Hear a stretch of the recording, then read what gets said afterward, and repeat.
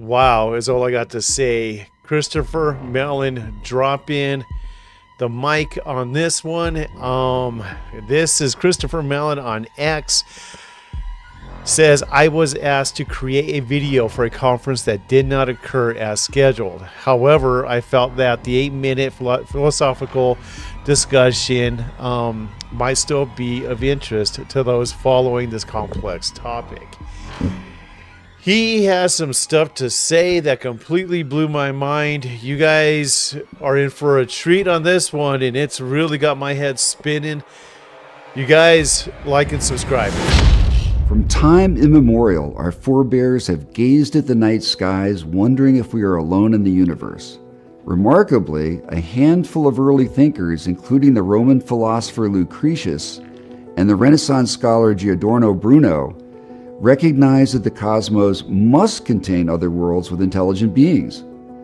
Writing nearly a century before Christ's birth, Lucretius stated, quote, "All this visible universe is not unique in nature, and we must believe there are in other regions of space, other worlds, other beings, and other men," end quote. Today, thanks to modern astronomy and the discovery of exoplanets, we know the sheer vastness of the cosmos makes the prospect of other inhabited worlds not only plausible, but a statistical certainty. One recent estimate concludes the odds we are alone in the universe are less than one chance in 10 billion trillion. Jesus. Another recent estimate suggests that we share the Milky Way with over 10,000 alien civilizations, most far older and more advanced than us.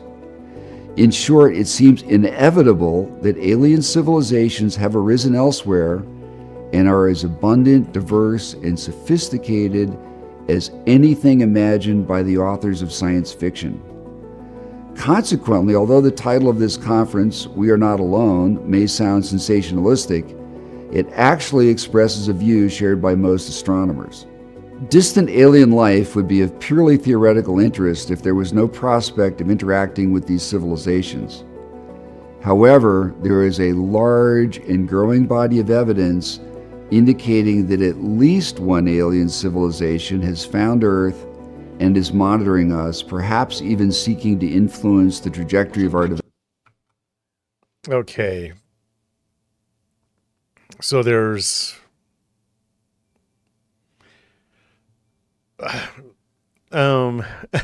let's go back.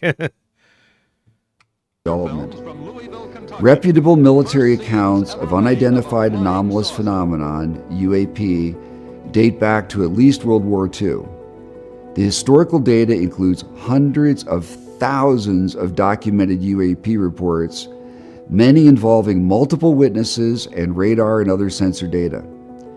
U.S. fighter pilots have testified under oath before Congress about encounters with intelligently controlled vehicles, demonstrating performance characteristics we do not understand and cannot emulate. There are military videos corroborating some of this testimony, as well as radar and signals intelligence data. In a refreshing act of candor, Dr. John Kozlowski, who presently leads the U.S. government's UAP investigation, recently stated, quote, "UAP are real. We've received 1,600 cases. These are interesting cases that, with my physics and engineering background, I do not understand, and I don't know anyone else who understands them either," end quote. It is important to recognize that the intelligence controlling these strange craft might not be biological. Dr. Stephen Dick, former NASA chief historian, is among those who believe artificial intelligence may be the dominant agent in vast regions of space. In the 1950s, Oh, that's an interesting theory. I didn't even think of that. So what they're saying is that there might not be biologics in this at all. So that kind of makes sense that these are all controlled by AI, because we are moving into that age of AI is becoming very prominent in our, you know what I mean, everyday lifestyle. I mean, AI is in everything, literally, you know. phones, your computers. I mean, it's everywhere. I sell mattresses for a living. We have AI integrated into our system in that already, so it's literally everywhere. That makes a lot of sense. Huh. Interesting. The mathematical genius John von Neumann proposed the idea of self-replicating probes, a prescient example of one means by which technologically advanced civilizations could eventually extend their reach across an entire galaxy without the necessity of faster-than-light travel. In short, we most certainly aren't alone in the universe, and most likely aren't alone in the Milky Way.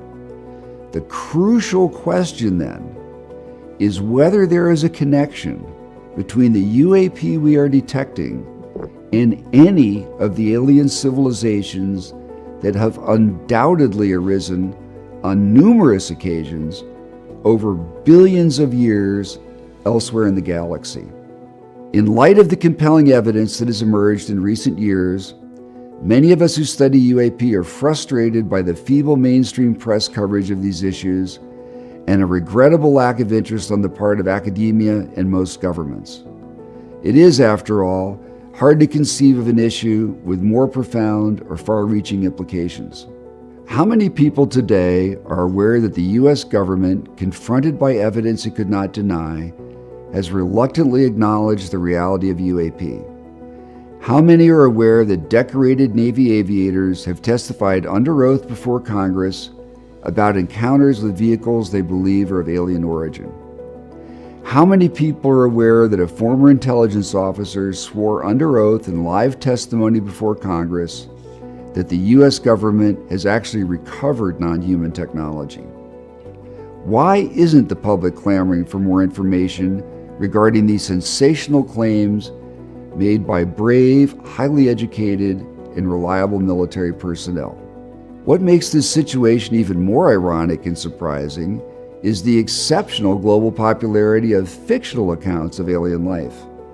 For example, the top 3 highest grossing films of all time feature aliens.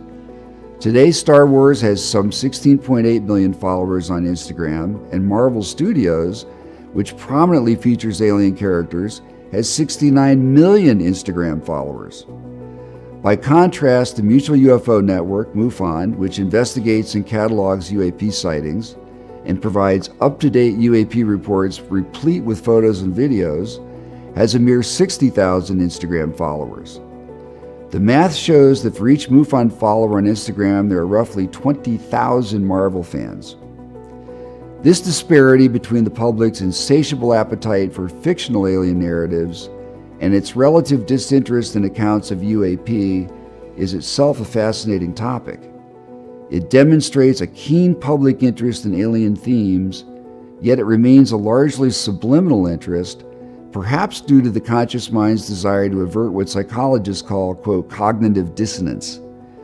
This awkward term describes a mechanism our minds employ to protect us from conflicting information that could cause debilitating stress and anxiety.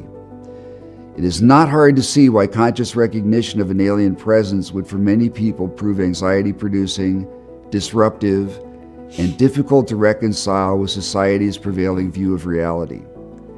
Simply stated, the issue of UAP and aliens is not only subtle and complex. For many people, it is also anxiety-producing and therefore exceptionally difficult to accept or to process. This, I would argue, is one of the greatest challenges we face in seeking to raise public awareness of the UAP topic and its implications. The problem is massively compounded by the unique and unprecedented obstacles involved in applying conventional scientific methods to studying UAP. Suffice it to say that never before in history have we studied anything that surpasses us in intelligence and technological development. In sum, no issue could be more profound or important, but in seeking to study the issue and raise public awareness, we are also faced with unique and unprecedented challenges.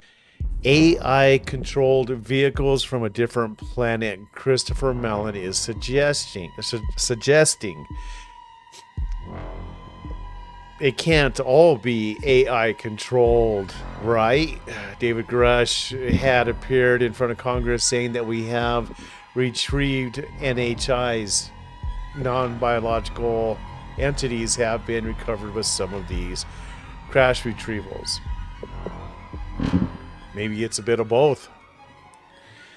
Either way, Christopher Mellon dropped some bombshells here, and it has got my head just spinning. You guys, let me know what you think, because I most definitely want to hear from you guys down below.